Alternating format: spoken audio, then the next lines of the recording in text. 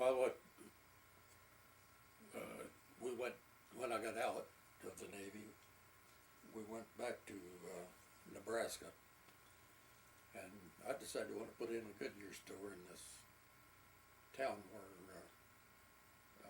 close to where Zella. We're in Central City in this. Had you saved up a lot of money up from Had Lockheed? Well, from the no, sale of our house. we did Sale of your I house. hadn't saved a lot of money, but our house was paid for, And we sold that for $12,000. So we had some money. and at that time, $10,000 or $12,000 was a lot of money.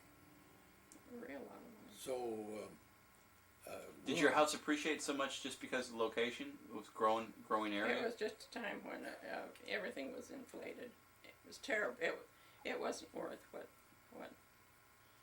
by any means. But everything just. But when you came to Nebraska, it wasn't the same.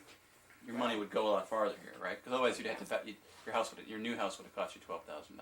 Yeah, we only paid between $3,500 and $4,000 or something like that for the. So you're going to open a Goodyear store. Why did you decide a Goodyear store? I don't know why he got settled on Goodyear, but we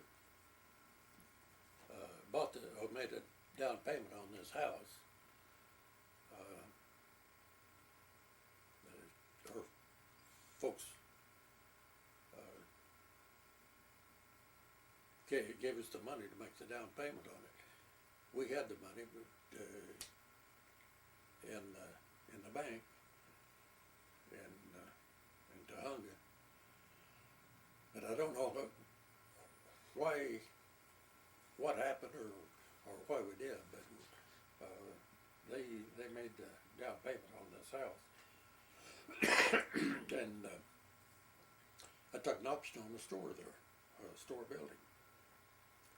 Was the store already it was already built and ready to go, and they were just looking for somebody to own and operate it? Just a building.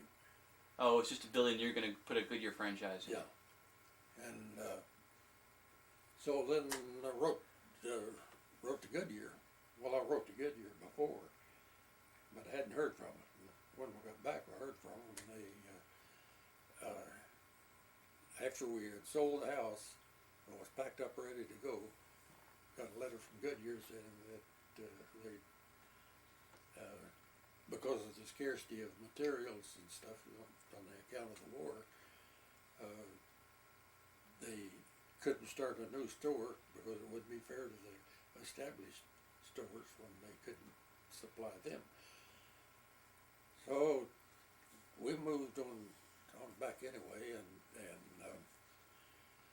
there was a hardware store there in Central City that had plumbing and heating, did a little air conditioning, very little back then, and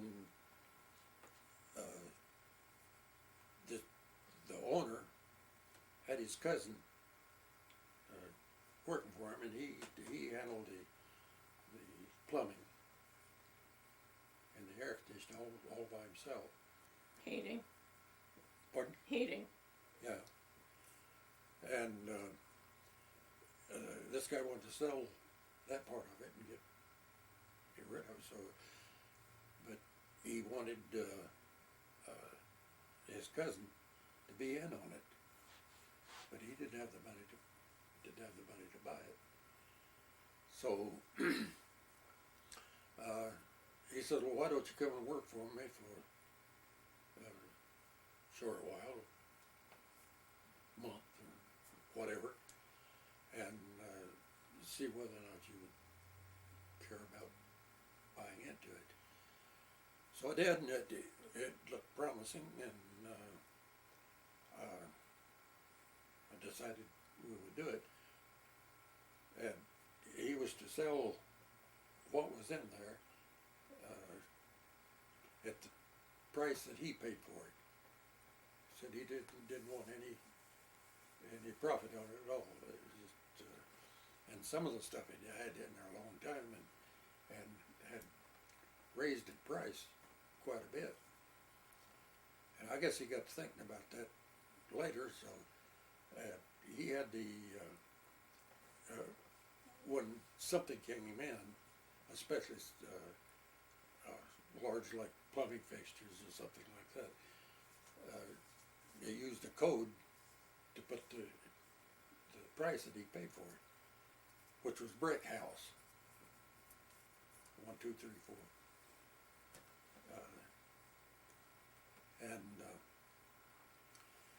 So the guy that was to be my partner didn't have any money, so I said, well, I don't know anything about the business, so I'll put your half of the money in, and we'll have a 50-50 partnership. And that suited him just fine. But I bet it did. he drove by one Sunday, and he saw his uncle's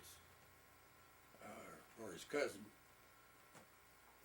car at the store on Sunday, and that was something unusual.